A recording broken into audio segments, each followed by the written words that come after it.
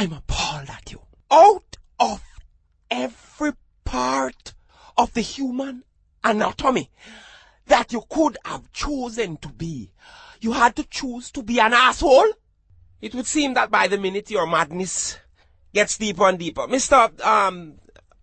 Dr. Whiteman, Ras Whitey, give us your take on this social divide. Well, it's really pretty tough.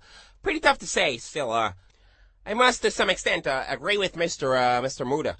Because to some extent it would seem that the Poom Poom has always been at the center of man's ultimate upliftment and their downfall simultaneously.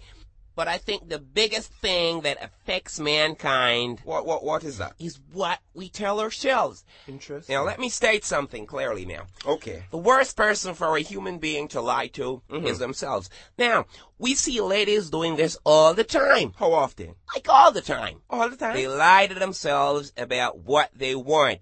Now, they say they want honesty, they want a good guy, they want a man to open the doors for them, they don't? pull out a chair. You think they don't? Fucking liars. They're fucking liars. I'm telling liars. you, they're lying to themselves. I don't think so.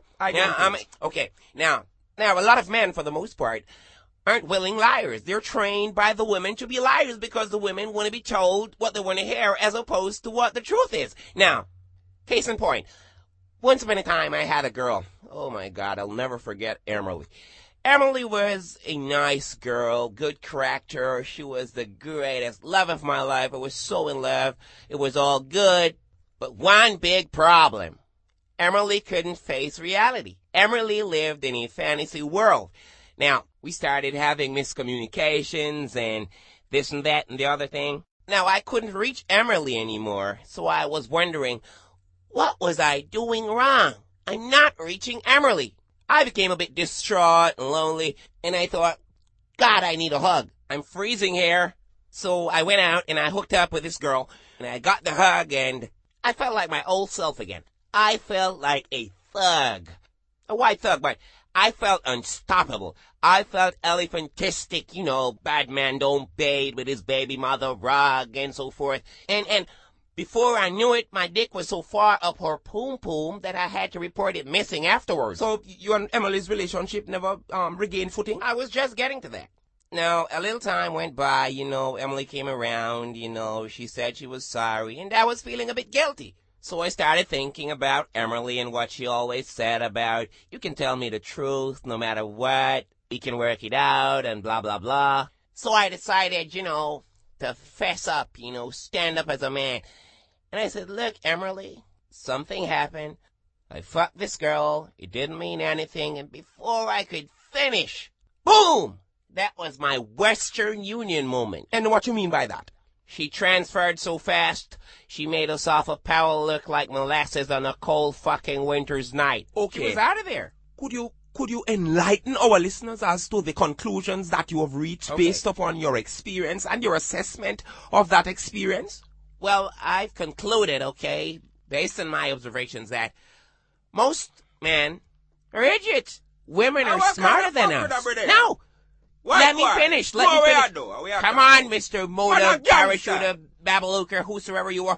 Mr. Big Thicket, let me speak, okay? I'm not Let afraid the of man you. speak for crying out loud. I was never afraid of you. Talk fuckery Okay? about the Now, brothers and all. Relax and let me speak, okay?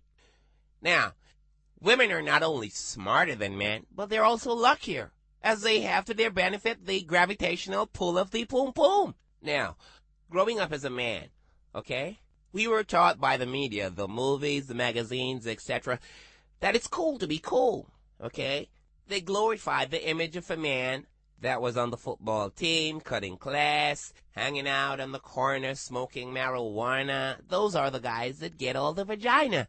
Girls can't keep their hands off those guys. Now, on the flip side of that same coin, we were taught that those guys who went to school, who educated themselves, were called nerds, social misfits. While life, on the other hand, for the cool guys, was just a constant party. Now, fast forward a couple of years ahead. Now, the party is over.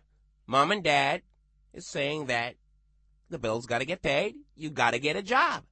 Now the ladies, they come to their senses first. Suddenly, they're responsible for their own existence. Love changes. They've got to survive.